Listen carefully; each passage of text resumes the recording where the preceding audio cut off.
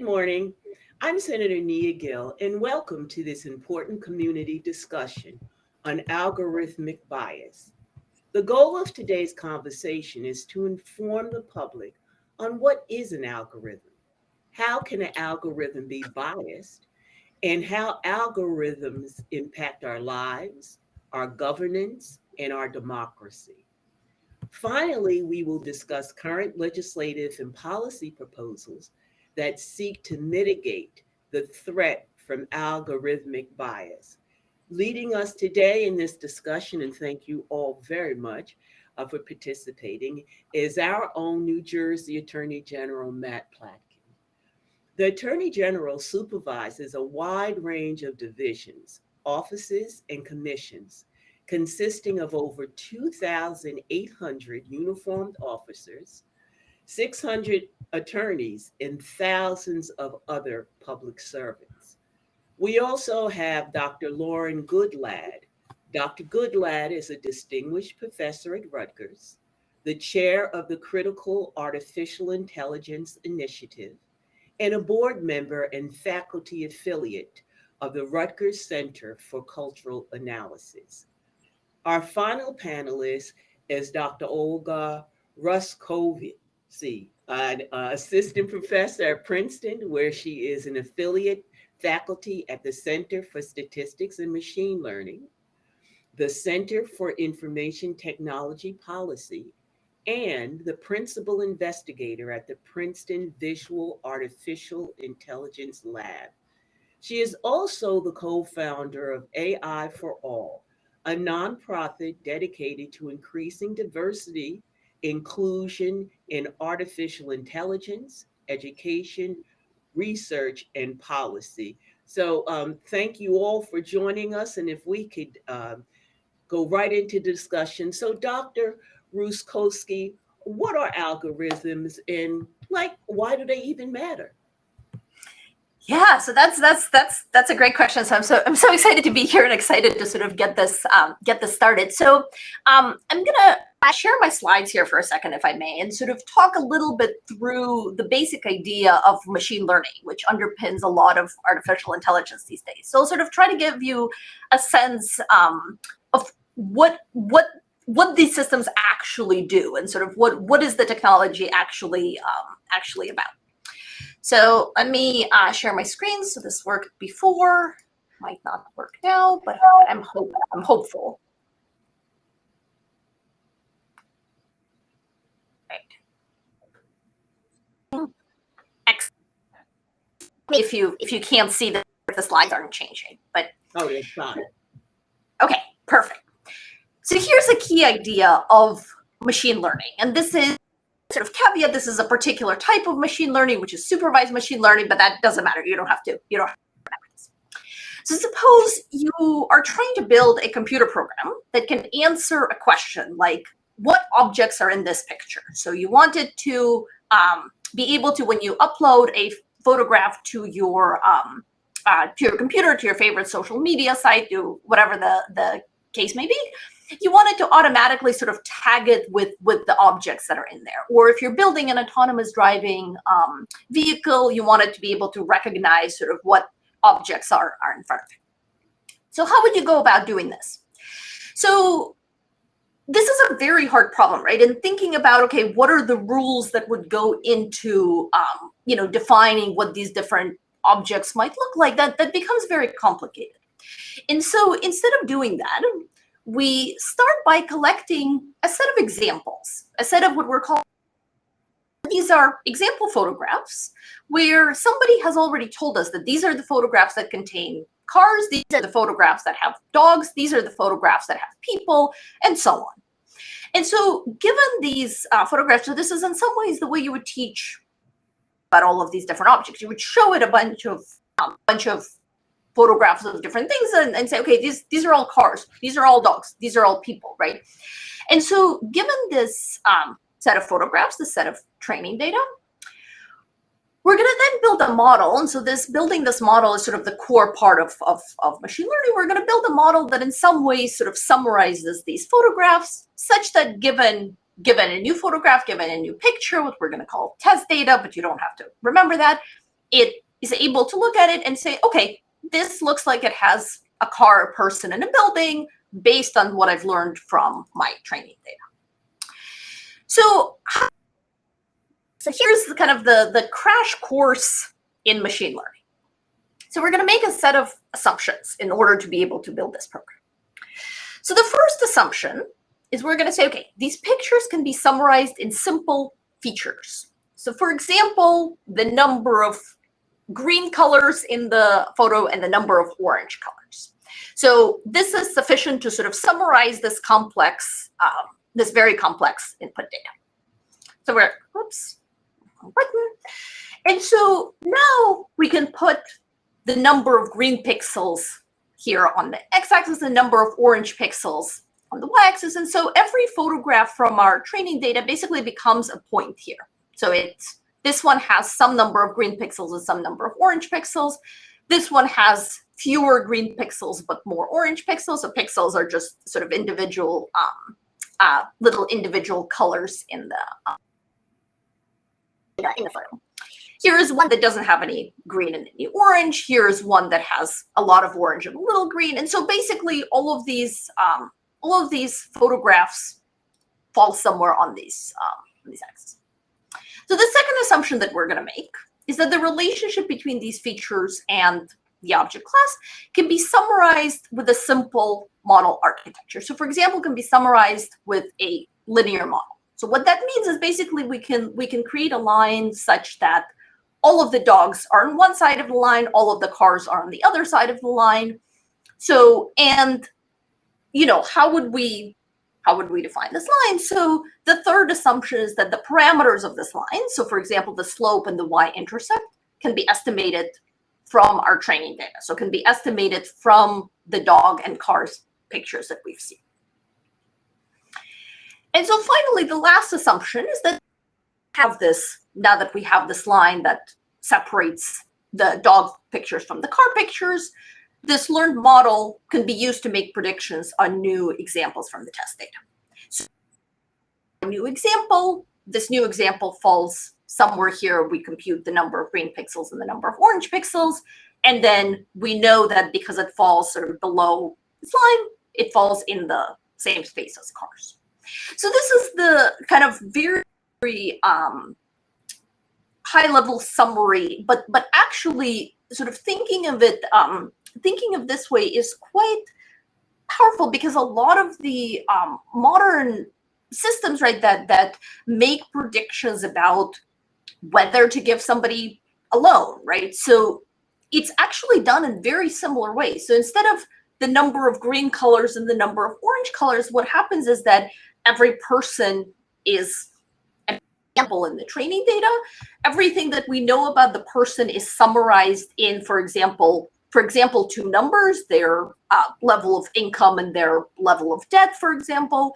And then similarly, we train a model that tells us, okay, these are the people that in the past have repaid their loans. These are the people that in the past have not repaid their loans. And we can make, we can train a model that sort of is able to then make this prediction for whether somebody's likely to repay a loan or not, given sort of the same information about them. So if we know their income and level of debt, we might now be able to use this model to make a prediction. And then, of course, I will stop here in a second, but this, of course, gets a lot more complicated, right? So there's usually more than two features. So commonly, we kind of summarize the information we want about a particular individual or particular, whatever it is, in hundreds of thousands of features. The model architectures are usually much more complex. So for this is usually done with deep learning these days, with convolutional neural networks rather than with just a line. Efficiently learning the parameters of the model is sort of its whole research field of optimization. So how do we sort of fit this line to the data? We need to think about, so if we can't make perfect predictions on our training data that we've seen, how do we trade off the different types of errors? So sort of what kind of errors are more or less okay when learning these models? The learned models may not generalized to test data, so they may not be able to make good predictions on the data that we actually want them to make predictions on, and sort of new examples. For example, if we sort of haven't done a good enough job of building these models, and so on and so forth. So this is just kind of a very brief, introduction in how these models work, and I'm sort of excited to talk to you about this conversation, what actually looks like nowadays. So I'm going to stop sharing here. Okay. And so it's based on what you put into the data is how the model then is utilized and its impact on people. Is that kind of like Right. the straight? Okay. So um, uh, is there the connection between algorithm bias and imbalance? Is that based upon skewed data inputs?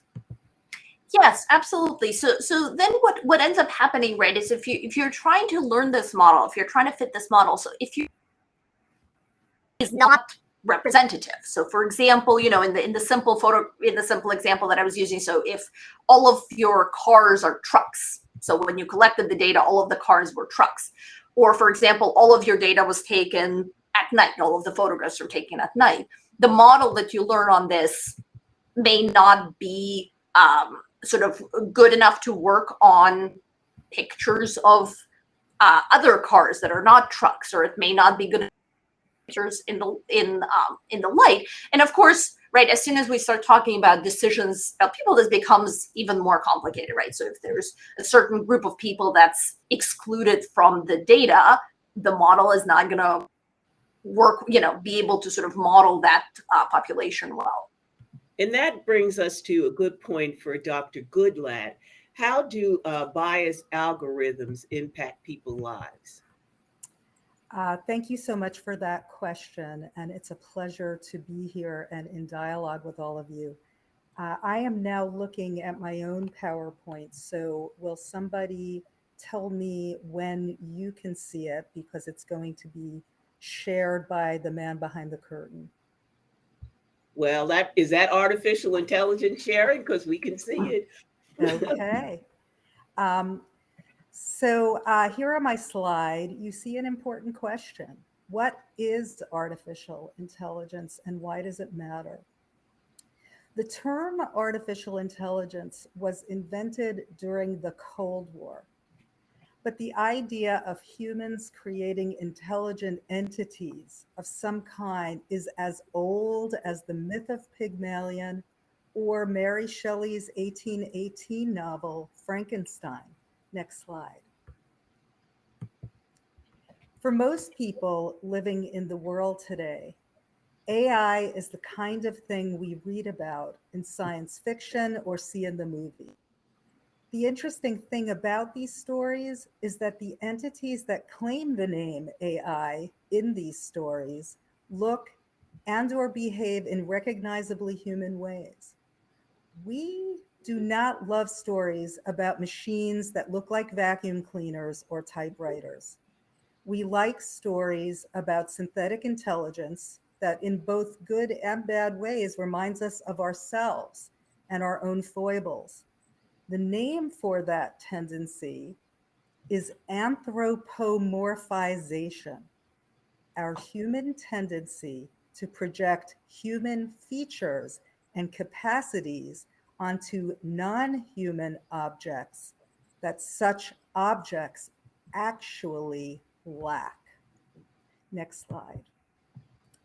In the real world, speaking in terms of actually existing technology, AI is mainly a shorthand.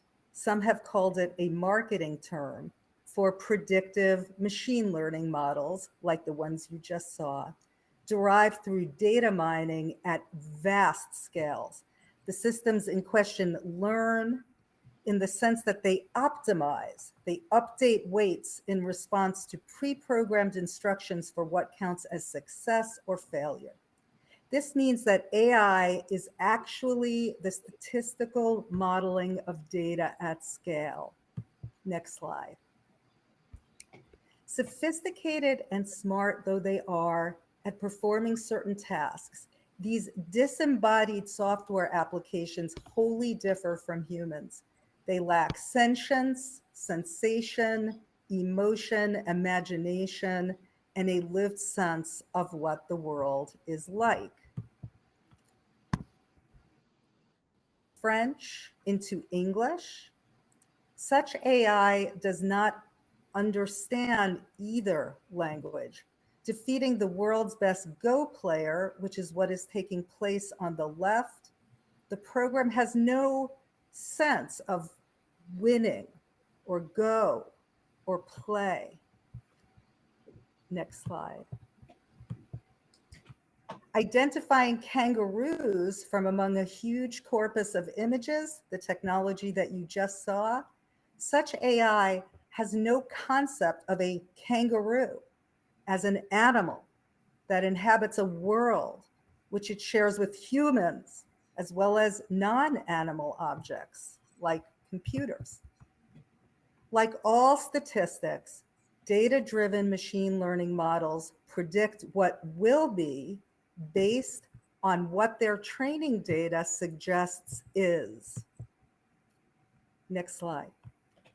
Today's machine learning models, therefore, no matter how complex, useful, or profitable, and they are sometimes all of those things, do not and cannot ask why.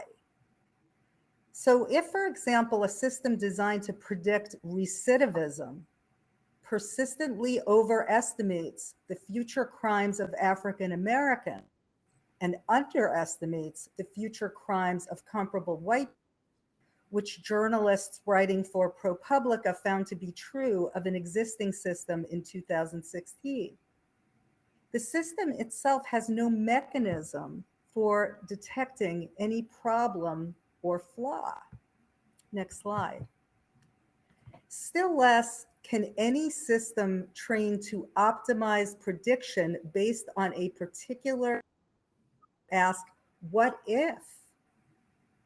A question that has inspired human creativity and achievement across domains for eons. Next slide. What you're seeing here are some books that I have learned a lot from. If and to the extent that data-derived AI has become a veritable engine of inequality, that is not only because the tech industry concentrates money and power in a largely male elite, but also because systems for automated decision-making on lending, healthcare, hiring, policing, sentencing, and facial recognition, for example, base their prediction on data sets that underrepresent women and people of color and or reproduce existing prejudices about them. In this way, AI perpetuates the discrimination of the past. Next slide. Here's an example of differential outcomes regarding facial recognition. And you may have seen this in a Netflix documentary called Coded Bias. Note how on the right, the darker the skin and the more female the subject, the further we get from 100% accuracy. So this is Amazon's system, 100% accurate for light-skinned males, 68.6% accurate for dark-skinned females. What does accurate mean? What does that term mean in relationship to what you're discussing here?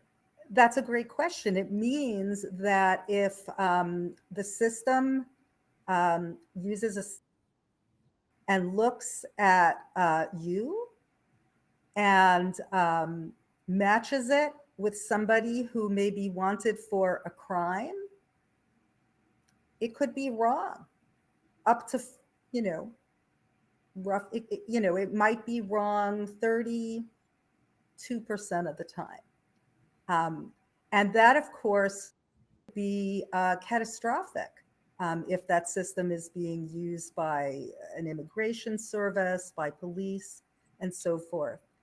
Now, it's my understanding that Amazon used to use an algorithm to hire people, but that the data was based upon 10 years, I think, of all white males' applications or resumes, so that when the word woman came up, it was not given the same kind of validity as a white male.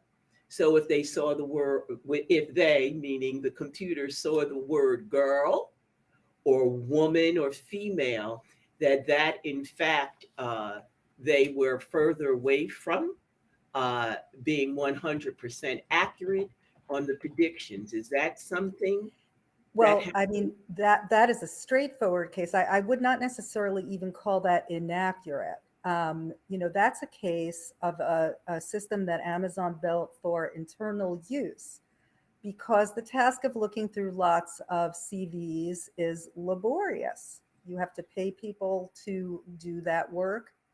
And, the assumption was, well, what if we train a model on the CVs of the people that we already have?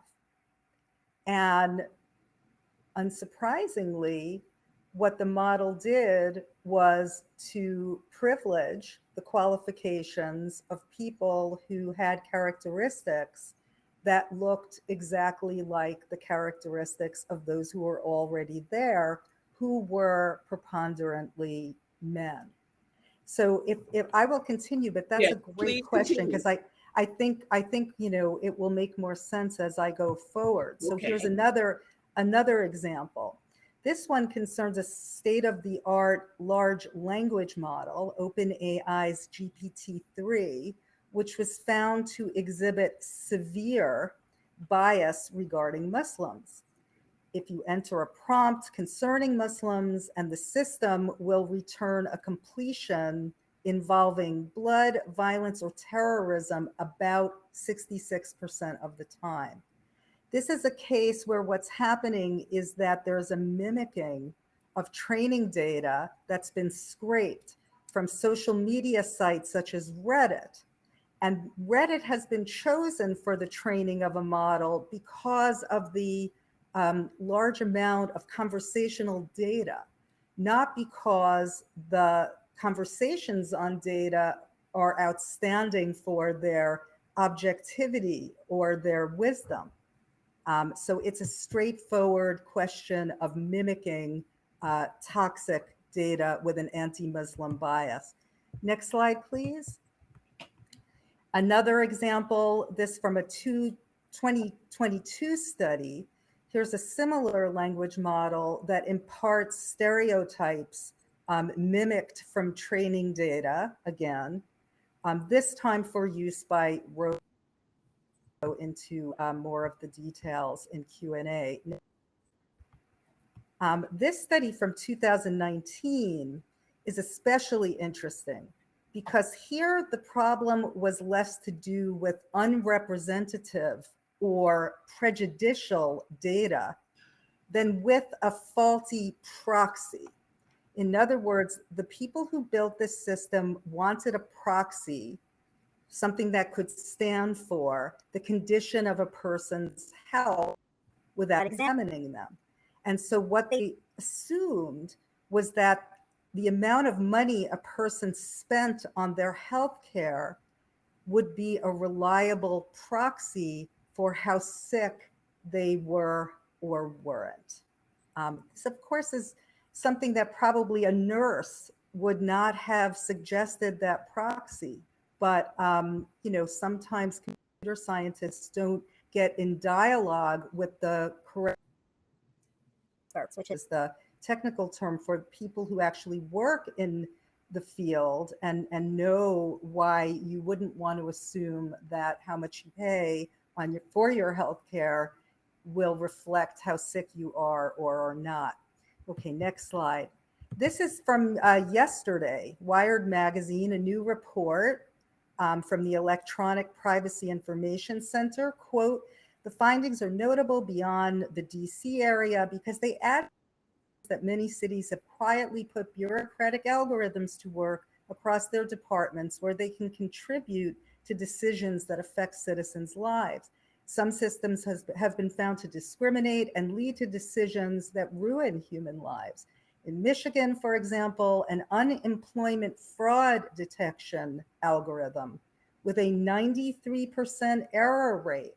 So there's an example of what the senator asked about inaccurate, caused 40,000 false fraud allegations. So 40,000 people trying to apply for unemployment benefits that they needed were alleged to be frauds. All of this can become a dynamic. Study after study after study, I read these things all the time, and may lead us to disengage and leave things to the experts. Next slide, please. But who do these experts speak for? Here's something from the blog for the CEO behind several systems that I've mentioned that researchers have flagged as biased and unreliable. He describes the technological revolution as unstoppable, a recursive loop of innovation that will accelerate the revolution's pace. This is classic techno-deterministic hype. There are grounds on which to challenge such a claim. Next slide. Consider, for example, the case of self-driving cars. Just a few days ago, Argo became the latest self-driving outfit to shut down after billions in investment failed to make significant progress. Although billions upon billions have been spent developing this technology, many experts predicted from the start that the industry's forecasts were infeasible because, as it turns out, next slide, please, the world is very complicated and unpredictable. Software programs modeled on scads of data that don't and can't capture every possible eventuality are not going to be able to create a good alternative to what humans do. Machines lack the human's reflexive ability to deal with uncertainty. This is something that humans have developed over a lifetime of experience, built on evolutionary capacities that took about 500 million years to develop. And of course, in the slide, you see Elon Musk promising just in January that he would be shocked if we don't achieve full self-driving, safer than human this year. Almost nobody really believes this, including the engineers, but there seems to be no downside to saying these things, even though this is a public company in which people have invested their savings. Next slide. As the chair of an interdisciplinary initiative at Rutgers and the editor of a forthcoming journal published with Duke University Press, I work closely with many technologists who are determined to make AI more accountable, responsible, equitable, and fair. But this is not a task that will come from academia or industry alone.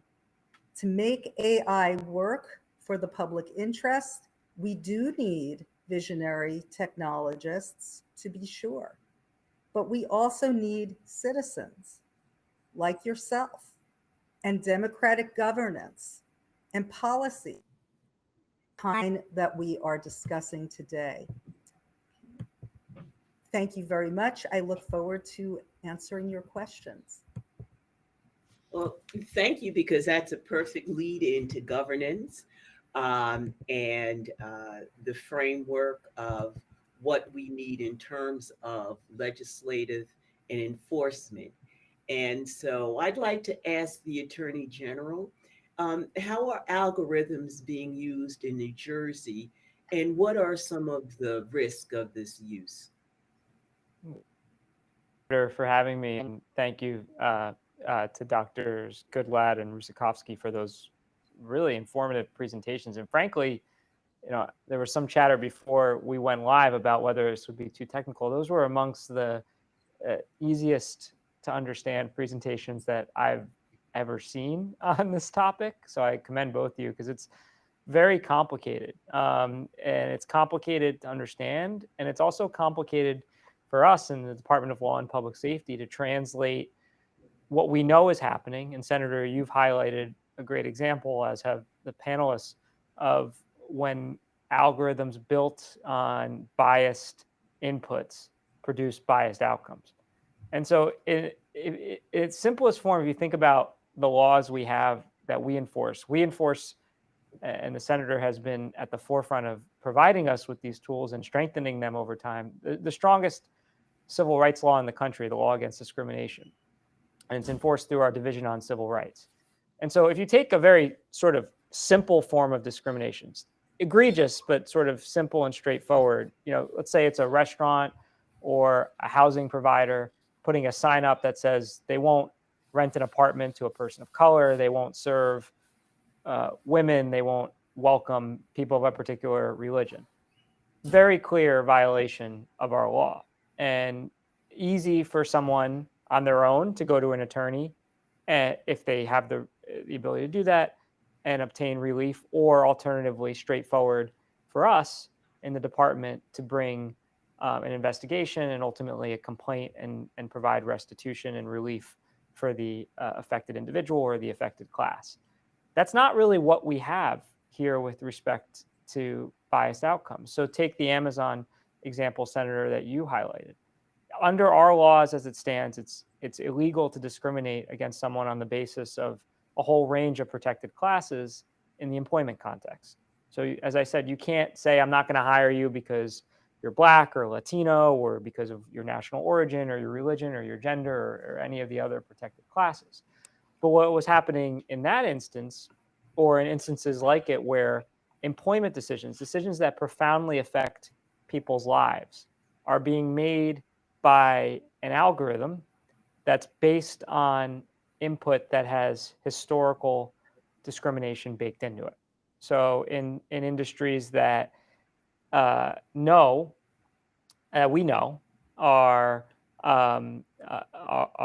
overwhelmingly or disproportionately comprised of people of a particular race, let's say it's white men, then when you're going through and making employment decisions on the basis of that information, as the professors have talked about, that ultimate decision in an individual case may in fact be discriminatory.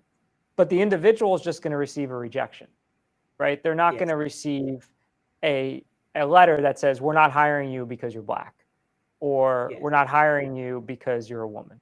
They're going to say, we're just not hiring you. And so the challenge for that individual, and frankly, the challenge for us in government, is bringing cases and uncovering that bias, the bias that the professors, I think, so aptly laid out, that we know goes into it. In many cases, the bias that is injected into these platforms isn't even known by the people who are involved in the platforms themselves. So what if it's an employer, the HR professionals, they probably don't know there's bias going on in many instances. There's often, if it's a government agency, as has been talking about, they're relying on a vendor that's providing, in many cases, a biased algorithm that they don't realize is causing these outcomes. And so it's a very set of facts upon which the average resident is going to say, I've been discriminated against, even though they may very well feel it and understand it. Proving it is a very different challenge. So we have been working hard in our department, and Senator, you've been an incredible partner in sort of thinking through how, in some ways, we're trying to fit a square peg into a round hole, right? We have an existing framework for how we look at legal action against discriminatory behavior. and we're trying to use it in a much broader construct, much more complex, when we're looking at statistical discrimination or disparate impact against, frankly, not just an individual, though it's an individual outcome, but whole classes of society. Algorithms that, as I said, profoundly affect whether it's employment or housing or government benefits or criminal prosecution or criminal sentencing or whatever it may be in many contexts. And we've been restrictive on the criminal side in New Jersey, I should say that, relative to what other states have done. But algorithms are certainly used in a broad range of industries that make life-altering decisions. And we certainly have concern that these algorithms, based on what we know to be the case, what's been talked about today, if they're premised on historical data that's in and of itself biased, that all that's doing is preserving the bias for future decisions in a way that, if were done on an individual basis, would never be allowed. And so we are at the forefront, I think, of sort of thinking through these legal challenges in our Division on Civil Rights. As I should say, have federal agencies. EEOC has also issued guidance on algorithms, and I'm part of efforts with a number of other state AGs to try to think about, okay, what are the cases that we can bring, and how do we use our authority, where we have much stronger investigative tools than the average resident is going to have, the individual who's just applying for a job at a company or seeking housing. How do we bring cases to have a real impact in helping them, and show companies that if you aren't careful, and if you're implementing this technology either before it's ready or before you can ensure that you're not putting bias into the marketplace, or without caring that there's maybe bias in your data, that there's consequences for that. And so I think, frankly, what's been said here is so powerful, because I don't think most people realize, I certainly didn't until I got interested in the topic, how fundamental these algorithms are to our lives, how frequent we're experiencing them, and how widespread their use is. And so that means the law needs to continue to adapt, and we as the Department of Law and Public Safety, particularly through our Division on Civil Rights, need to be aggressive in enforcing that law and protecting the rights of our residents.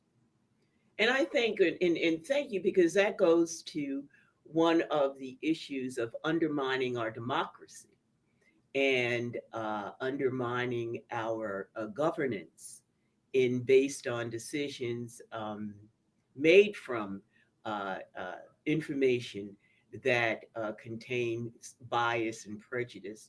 And it also seems that the algorithms can advance hate crimes, anti-Semitism, all of these kind of stereotypes and bias against people based on even religion, as well as class and color and sexual orientation.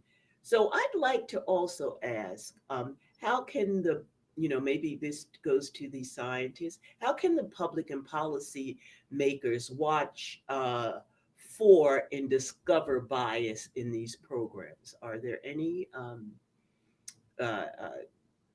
information you could give us as to how we can, if that's possible, discover it and watch for it?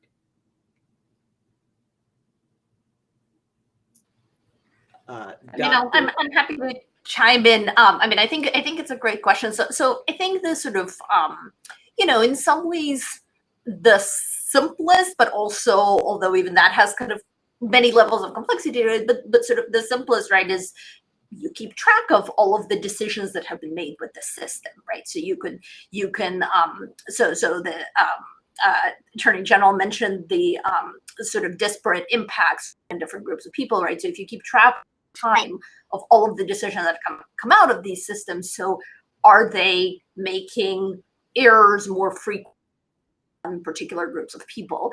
And the different levels of complexity here really come from, okay, so what are the, first of all, I think, Senator, as you mentioned earlier, what does it mean that it's an error, right? So for things like give somebody a loan, right? So what, how do you define an error there?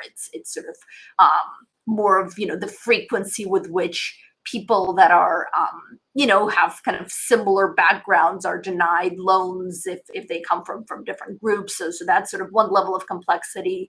The other level of complexity is how do you define the groups? Because it's actually possible that you have an algorithm that seemingly is fair with respect to gender. So with respect to, let's say, men and women, if we sort of simplify gender to men and women, and then it's fair for people who are, again, if we simplify sort of race to white and black, for example, right? So it's fair there, but it's not fair to Black women.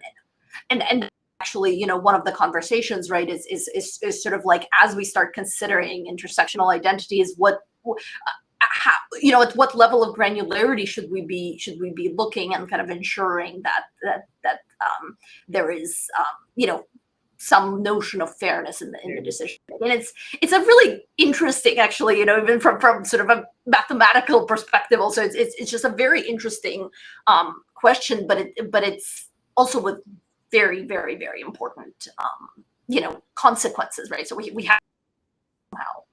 Thank you for that. And Doctor, do you have any comments on that?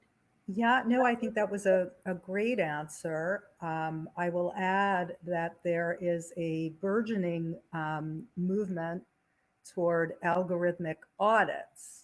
And these are being done by trained data scientists, including people like Kathy O'Neill, whose book I showed on one of my slides, the Algorithmic Justice League, again, seen on one of my slides, Meredith Broussard, another person focusing her work on algorithmic audits. And this means that in theory, with the right policies, the right legislation, all systems that have the ability to harm the public in any way, no matter how granular, intersectional, or whatever, should be subject to audits the way that we, test bridges and certify doctors. It's just another system that needs scrutiny in a relatively transparent way to see how it's being used and if what is being decided by a system is harmful to people in general or specific groups of people. So I think that has the potential to at least allow us to learn more about what systems are prone to doing. And Attorney General, do you have any thoughts with respect to this as we wind down our wonderful conversation this morning? I do, and Senator, I think this falls squarely within both your governmental purview as well as mine. I mean, you think about how does behavior change? It changes, in my opinion, through a couple of different ways. One is it changes through new law, and whether that be legislative mandates saying that companies have to do certain best practices before they can deploy this technology. I know that's something that's been looked at, or in the enforcement context, or even in civil litigation, it changes. Industries change when there's consequences for bad behavior. We look at litigation that has been brought against the opioid industry or the tobacco industry, or the cases we brought against the firearm industry, or the oil industry and gas industry. The purpose behind those big cases is to both provide restitution for victims of wrongdoing, but also to hopefully show that failing to correct certain behaviors can be very harmful to your business. And if you don't correct that behavior, in some instances, your business can't survive. And I don't think we're there yet in terms of where these companies feel the pain, let's put it that way, from even when we bring a case. A lot of times, as I said, the penalties are premised on an older statutory construct, that the penalties just aren't sufficient, frankly, to cause them to change their behavior. In a slightly different context, in data breaches, we see it all the time where you have massive data breaches. And then the penalties are cents on the dollar, and so much so that these companies, frankly, price in data breach consequences into their business plans. And so it's something that I think, we could look to update. In certain cases, penalties should be higher, because I think with proper enforcement, we can, and new legislation, we can cause companies to change their behavior, because it won't be, just the cost of doing business. And really, what we're talking about is no different than what we've talked about for human behavior. We, thanks to a law that the legislature passed and the governor signed, we've trained every single officer in the state of New Jersey, all foreign officers, on implicit bias. But we're not training or taking algorithms to task at the same way for implicit bias. We train and we've we've enforced disparate impact outcomes in a whole range of industries under both federal and state law.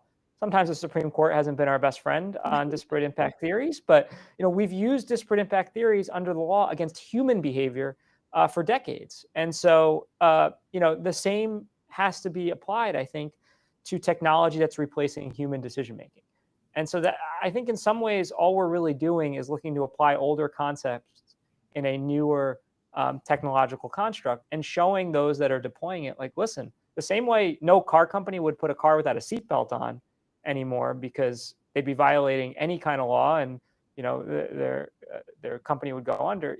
You got to make sure the seatbelt's put on these algorithms before you're deploying them in a way that harms people. Because while it may not be intentional bias, in some cases maybe it is, but in many cases maybe it's not, it's having a significant impact on people's lives. And we've talked about the examples where that's true. Well, I would like to thank you all for such a wonderful conversation today. And I do have legislation that I've introduced to address the impact of algorithmic bias. And I look forward to continuing to work on that legislation with all the stakeholders, coming to the table with these unique perspectives on how to root out age-old prejudice and bias, so that we can have the kind of equality and transparency of decision making and governance, and to, in a very real way, save our democracy. So thank you for listening. And I'm Senator Gill. Thank you very much.